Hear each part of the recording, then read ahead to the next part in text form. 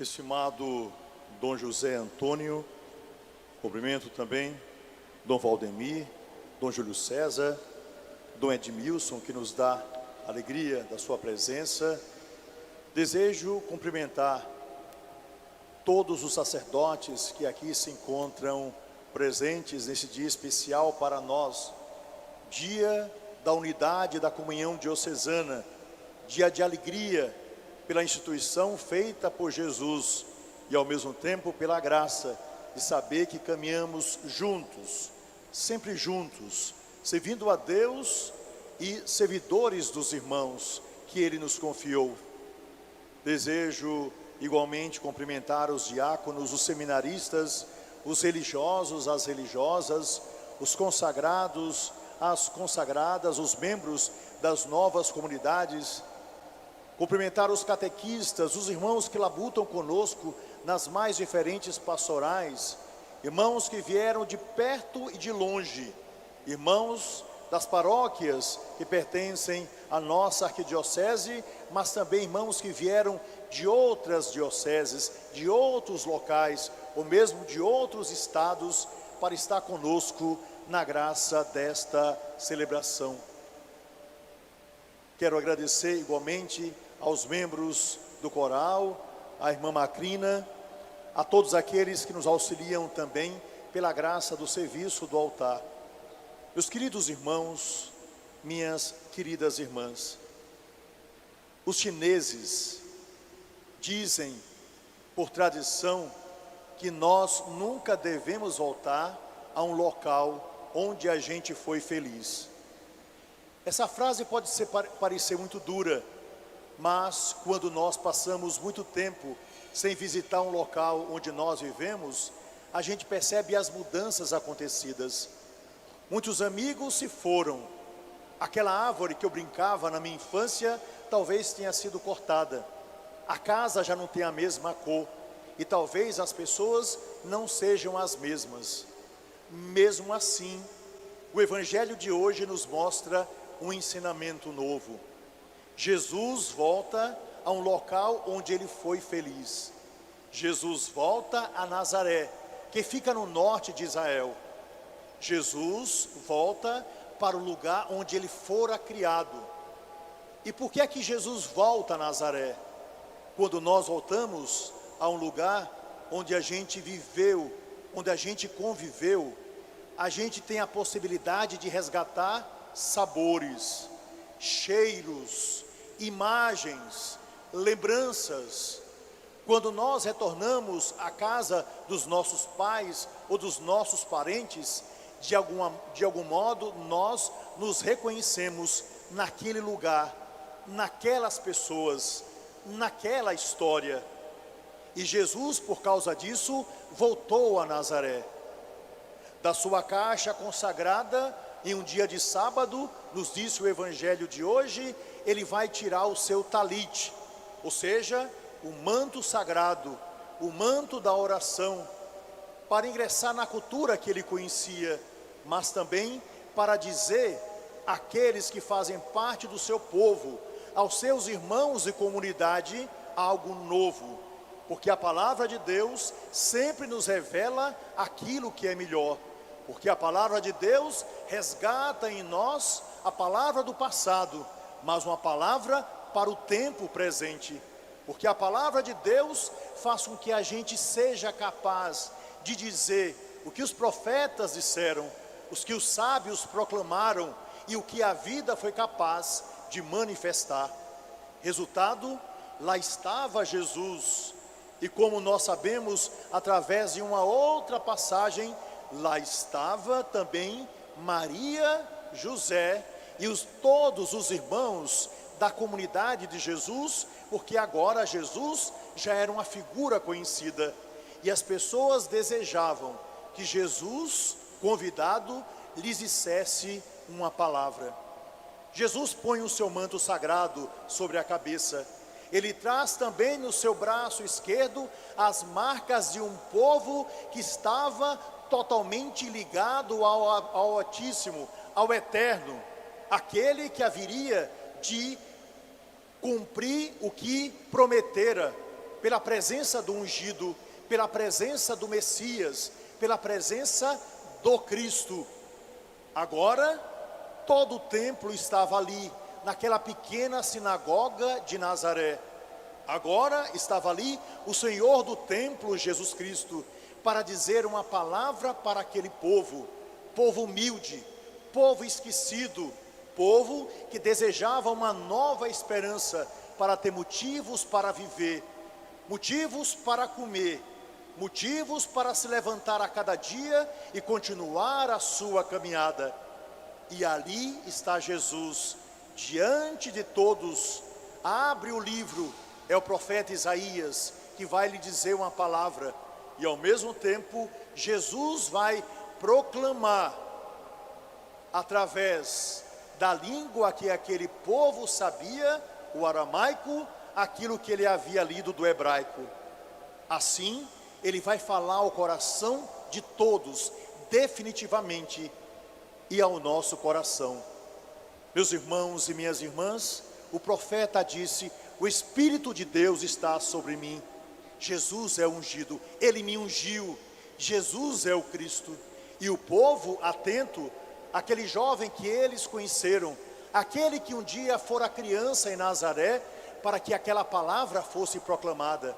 E Jesus diz diante do povo: vim sim, para anunciar a boa nova aos pobres. Afinal de contas, o templo estava dominado pelos poderosos, para libertar os cativos de todas as espécies de pecado, da ganância, da cegueira que faz com que a gente não perceba o irmão que está ao nosso lado, para abrir os ouvidos daqueles que não queriam ouvir a palavra de Deus, para despertar os corações que estavam adormecidos, mas também para alegrá-los, porque afinal de contas, aquele povo invadido por tantos outros povos, aquele povo tão sem esperança, aquele povo tão oprimido, mas um povo valente que venceu o faraó do Egito, aquele povo valente que caminhou durante 40 anos no deserto, aquele povo valente que era capaz de transformar aquela terra feita de areias e pedras, em uma terra onde corria leite e mel.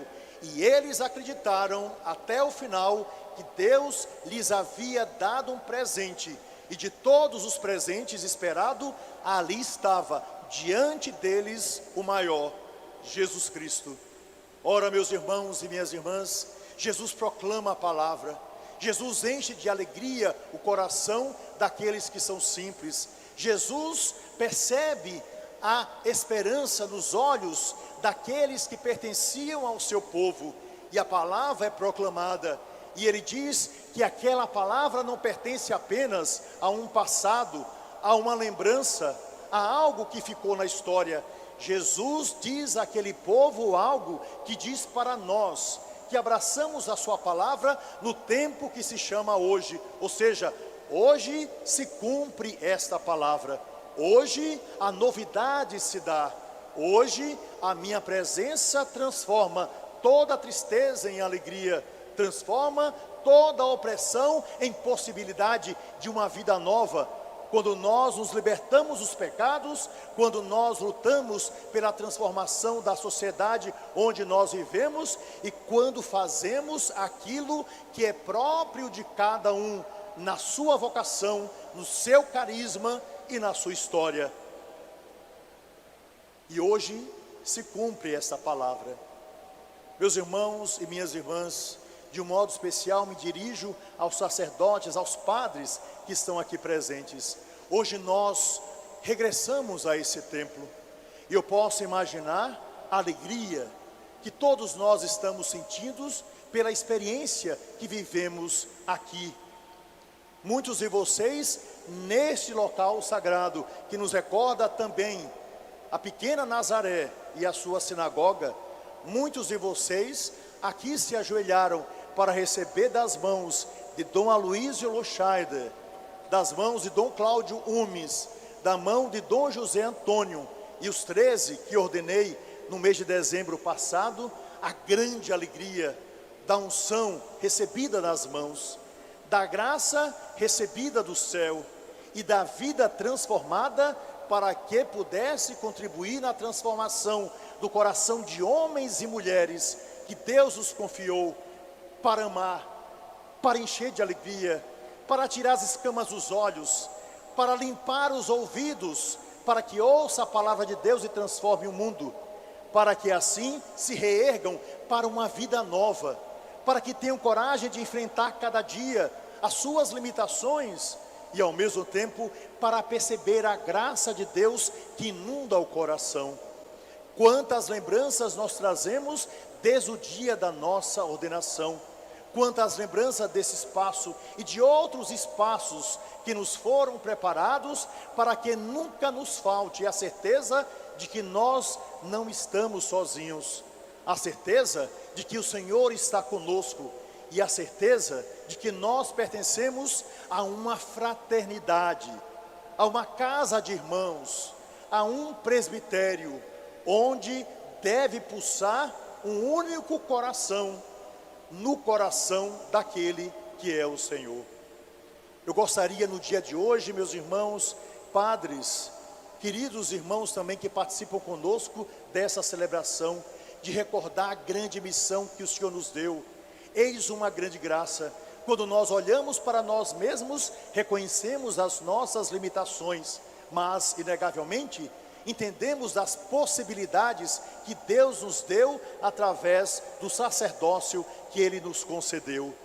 A graça de gerar esperança nesse mundo, a graça de clamar por justiça por aqueles que não têm voz, a graça de dizer a toda a humanidade do desejo de conversão, da vida nova, da beleza que se dá através de uma história que continua através daquilo que nós fazemos. O tesouro que nos foi dado é imenso e nós sabemos que esse tesouro imperecível, perpétuo, foi colocado em vasos de argila e nós sabemos da nossa fragilidade, nós sabemos da nossa pequenez, nós sabemos exatamente quem somos, mas sabemos quem é o Eterno, quem é o Altíssimo Senhor, quem é o Salvador, quem é aquele que nos chamou para proclamar a esse mundo aquilo que Isaías nos disse, mas que foi atualizado através da palavra de Jesus, que hoje toca profundamente o nosso coração. Nesse dia e nessa manhã, recordando fatos da nossa vida, de um modo especial o nosso sacerdócio, eu quero agradecer a cada um de vocês, pelas confissões que ouviram, não apenas ao longo dessa quaresma, mas durante todo esse tempo de sacerdócio. Eu quero agradecer pelas preocupações, pelos cansaços, por aquilo que vocês fazem, não apenas pela administração, que custa muito a cada um de nós, mas por essa presença viva em meio às comunidades, e não poucas vezes em meio a comunidades que foram destruídas pela situação social que nós vivemos em todo o Brasil e naturalmente ao redor do mundo. Eu quero agradecer a vocês por essa presença ao lado dos irmãos e irmãs, e também ao mesmo tempo pedir desculpas aos irmãos e às irmãs por nós talvez não sermos em algum momento da nossa vida aquilo que vocês esperam. Às vezes estamos muito cansados, às vezes estamos estressados, às vezes a nossa palavra pode ser profundamente dura, às vezes nós estamos também entristecidos. Os padres também são gente, os padres também têm limitação, os padres também, eles que perdoam, precisam ser perdoados. E assim, convivendo pastor e rebanho, a gente pode caminhar juntos, naquilo que chamamos sinodalidade hoje, nesse caminho de comunhão, de alegria, que Deus resgata em nós, quando olhando para Ele, a gente vive as alegrias de um progredir, porque afinal de contas, Ele sempre nos chama para uma vida nova. Assim, queridos padres, renovem hoje as promessas feitas ou nesta catedral ou em outro lugar. renovem com alegria, com a nova esperança, com a nova certeza. Renovem o seu sacerdócio com a convicção de que o Senhor necessita da sua vida, do seu testemunho, da sua coragem, da sua força, do seu corpo, da sua palavra, do seu sorriso, da sua vida. E peço a todos vocês, meus irmãos e minhas irmãs, nós todos que fazemos parte de um único povo de Deus, que amemos os nossos padres, aconselhemos os nossos padres, sejamos testemunhas para eles e ao mesmo tempo pedimos que vivamos na unidade de uma família que é capaz de reconhecer o seu Senhor e é capaz de ir adiante nesse projeto de vida que Ele colocou em nossas mãos. A vocês, queridos irmãos e irmãs, fiéis, leigos, eu digo, não fale do seu padre, fale com o seu padre, rezem pelo seu padre, dobrem os seus joelhos por aqueles que estão à frente da comunidade. Eles são ainda mais sentados, eles são ainda mais exigidos, eles se tornam ainda mais cansados pelas dores da vida, mas estão ali, Deus os colocou, Deus pediu através do bispo que eles fossem para aquela comunidade, podem ser transferidos, porém estão ali, naquele instante, naquele momento, para proclamar outra vez o ano da graça, alegria para a libertação dos cativos, a beleza do alimento que é dado para os mais pobres, a esperança para aqueles que perderam essa grande alegria que Deus nos dá, e ao mesmo tempo para manifestar a fé que Deus colocou em seus corações, para que, vivendo a beleza da graça de Deus, eles possam transmitir aquele mesmo que eles trazem no mais profundo da alma. Desse modo, muito obrigado a todos vocês, queridos padres, que servem nesta arquidiocese de Fortaleza, e aqueles também que vieram de fora. Ao mesmo tempo, peço que rezem, que renovem a fé, que criem nova esperança, e que a celebração de hoje seja um sinal visível desse novo existir, desse novo tempo que o Senhor nos dá, como um resgate do sacerdócio que Ele nos concedeu, e ao mesmo tempo do serviço que Ele pede que realizemos para a salvação daqueles que, abraçando a palavra de Deus, que comungando do verbo da vida, se colocam outra vez de pé, para levar ao mundo a certeza de que temos um Senhor, e o seu nome é Jesus Cristo. E se me permitem concluir essa palavra, eu gostaria de dizer algo que tem a ver com a nossa vida, e que parte de uma história, certamente fictícia, que nos fala da conversão de um homem chamado Santo Agostinho. E a história nos diz o seguinte: lá em Tagaste, cidade onde Santo Agostinho nasceu, sua mãe rezava continuamente pela sua conversão. Agostinho havia procurado bastante, mas nada preencheu seu coração. Agostinho continuava procurando e nada lhe satisfazia. Como acontecia todas as manhãs, ele passeava ao lado de um rio de Tagaste, fazendo o seu exercício matinal juntamente com sua mãe. E os dois caminhavam ao lado daquele rio. E Santa Mônica tentava convencer o coração do seu filho de que Jesus Cristo verdadeiramente era a resposta que ele desejava, mas ele continuava preso apenas às suas ideias.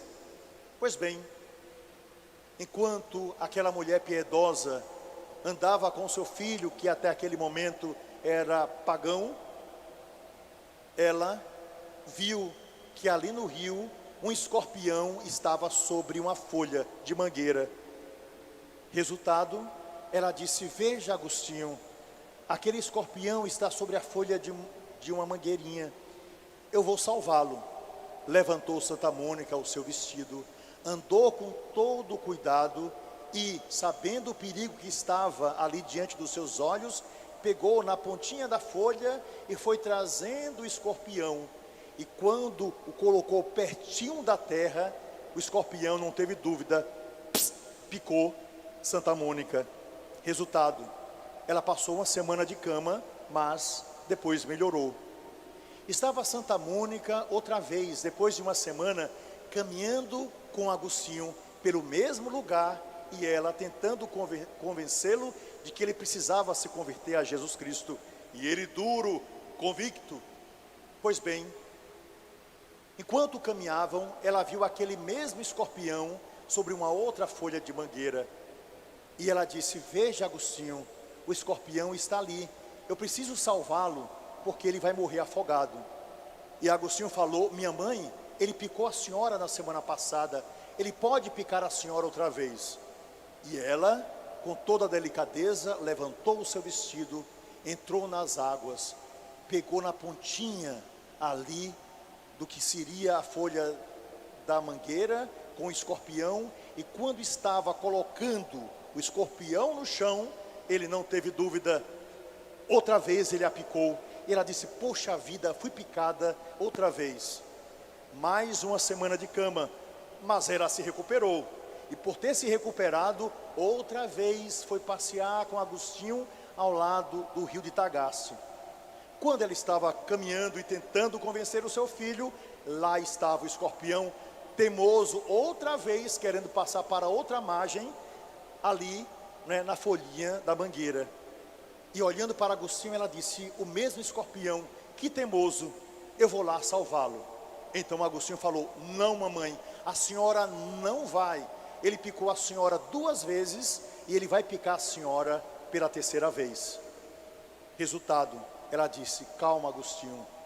Levantou seu vestido, entrou na água, com toda a delicadeza pegou na pontinha da folha, naturalmente com medo do escorpião, e o trouxe. E finalmente ela o deixou sobre a areia, e ele pulou e foi embora. E ela ficou com a folhinha da mangueira na mão. Então, olhando para Agostinho e rodando a folha, ela disse: Agostinho, a ele, pela natureza, cabe picar. A mim, que sou cristã, cabe salvar. E Agostinho deu grande salto para uma vida nova. Queridos padres, a graça que Deus nos deu foi de colaborar com a salvação do mundo. Nós sabemos que nos resgatou, nós sabemos que nos salvou. Cabe a nós proclamar em todos os lugares a salvação que Jesus nos deu, proclamada em Nazaré, proclamada aqui e agora nessa solene catedral. Que assim seja.